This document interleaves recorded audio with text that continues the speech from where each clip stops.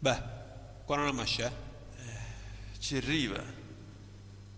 Sarà che sta in ritardo lo treno. Quindi era scapotente con chiaro. Rasca potente. Tu non sei quello che dici. Poi vedi. La piglia in culo. La piglia in culo. Ci poteva se rascava pure un palo della luce. Che stai vedi tranquillo che sta lì le capito, non vedi così a quella. Sì, ma... C'è un pagliato?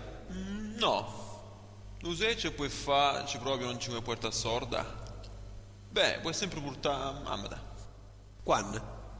Stasera lo tardi. Non c'è mica sorma. A me non cambia niente. Veramente. Dunque vediamo. Tu stasera vieni con noi. Ti inchiana un ghierma. Te la giri di capusotta, te la consumi buona buona, fino a quando non dici basta, standralla. Invece, tu puoi portare pure un nonno da me. Tanto non ne faccio problemi, sempre buco vedi. Papà, il treno! Annaggia, piglia tutte cose da muovere, ma no. Date la piglia una valigia, va. Nah.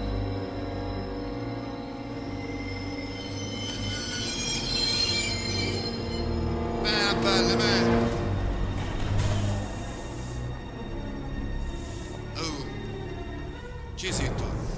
Dai, lascialo perdere. Vaffanculo. Da quante veste qua? Una settimana.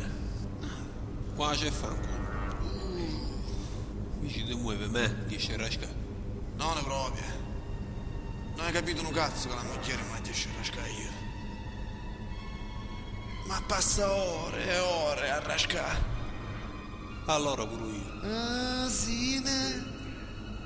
Ah, ma forse fra un mese. Mi hai mandato a fanculo?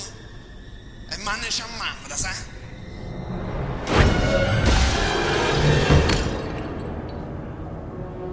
Capì? Ah, imbriaco. Maneggiato da queste parti.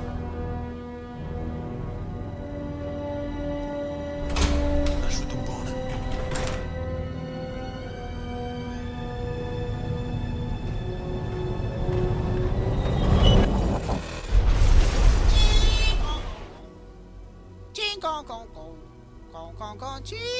Oh, quando la spiccia?